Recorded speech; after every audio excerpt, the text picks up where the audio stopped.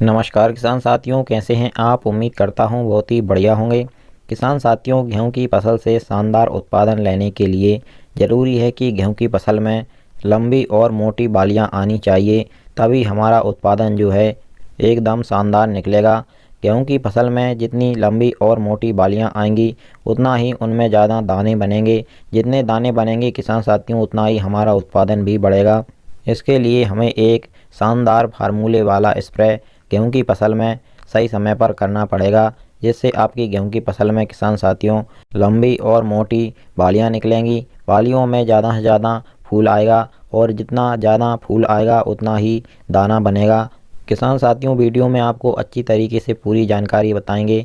उससे पहले हमारा आपसे एक छोटा सा निवेदन है, जो भी किसान साथी हमारे चैनल पर पहली बार आए हैं या फिर जिन्होंने अभी तक हमारे चैनल को सब्सक्राइब नहीं किया हुआ है, वह सभी चैनल को सब्सक्राइब कर लें, वीडियो को लाइक कर दें और ज़्यादा से ज़्यादा हमारे सभी किसान दोस्तों के साथ ट्विटर, व्हाट्सएप, फेसबुक पर इस वीडियो को शेयर करना बिल्कुल ना भूलें।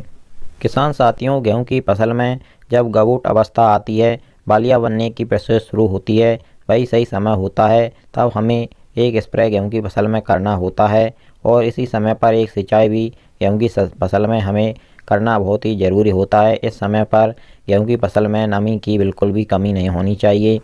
गेहूं की फसल की गबूट अवस्था ही वह अवस्था होती है जब हम गेहूं की फसल में आखिरी खाद उर्वरकों का प्रयोग कर सकते हैं। इसके बाद में किसी भी खाद उर्वरक का जब बाली गेहूं की फसल में निकल आती है तो किसी भी खाद उर्वरक का हम प्रयोग नहीं कर सकते हैं, फिर बाद में प्रयोग करने से कोई फ़ायदा ही नहीं होगा।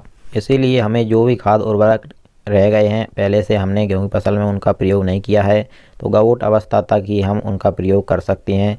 सभी खाद उर्वरकों की पूर्ति इस समय पर करना बहुत ही ज़रूरी होता है। गबूट अवस्था पर सिंचाई करने के बाद में किसान साथियों आपको एक स्प्रे करना होगा। इस स्प्रे में आपको 3 चीज़ों की आवश्यकता पड़ेगी। पहला है NPK 05234, दूसरा है बोरोन और तीसरा है जिंक। NPK 05234 की मात्रा की बात करें तो इसको आपको लेना है 1 kg 1 एकड़ के लिए। 160 से 180 लीटर पानी के साथ में आपको इसको स्प्रे करना है। इसी में आपको जो हमारा 20% वाला बोरोन आता है उसकी 100 ग्राम मात्रा लेनी है 1 एकड़ खेत के लिए, और जिंक की मात्रा भी आपको 100 ग्राम ही लेनी है। जो हमारी चिलेटेड जिंक आती है 12% वाली, वह लेनी है आपको। इन तीनों का अलग अलग घोल बना करके आपको एक साथ स्प्रे वाले पंप में डाल करके गेहूं की फसल में गबूट अवस्था पर आपको स्प्रे कर देना है।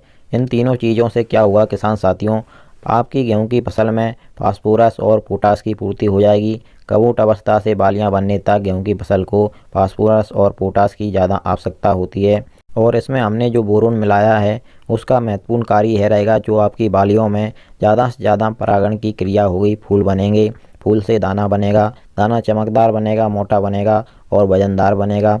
और इस समय पर हम जिंक दे रहे हैं तो जिंक से हमारी गेहूं की फसल की जो पत्तियां होती हैं वह पीली पड़ने लगती है, उसमें जिंक की कमी आ जाती है। जिंक की गेहूं की फसल को बहुत ज़्यादा आवश्यकता होती है, तो इस समय पर भी हमें जिंक गेहूं की फसल को देना चाहिए, जिससे जो महत्वपूर्ण पत्तियां होती हैं भोजन बनाने का काम करती हैं वह पीली ना पड़ें। और किसान साथियों, अगर आपकी गेहूं की फसल गबूट अवस्था पर आपको ऐसा लग रहा है कि हमारी गेहूं की फसल कमज़ोर है, सही से उत्पादन नहीं दे पाएगी, तो आपको इसी में जो हमारी लिक्विड सागरिका आती है उसको भी इसी में मिला करके इस समय पर स्प्रे कर देना है। सागरिका में बहुत सारे सूक्ष्म पोषक तत्व पाए जाते हैं, जिससे आपकी गेहूं की फसल कमज़ोर होगी तो वह एकदम तंदुरुस्त हो जाएगी और अंत में आपको बहुत ही शानदार उत्पादन निकाल कर देगी। किसान साथियों, इसी प्रकार से आपको हमारे चैनल के द्वारा आगे भी आपकी सभी फसलों की जानकारी मिलती रहेगी। इसके लिए आप हमारे चैनल को सब्सक्राइब करना मत भूलिएगा। चलिए फिर मिलते हैं इसी प्रकार की एक और नई जानकारी के साथ अगली वीडियो में। नमस्कार, धन्यवाद।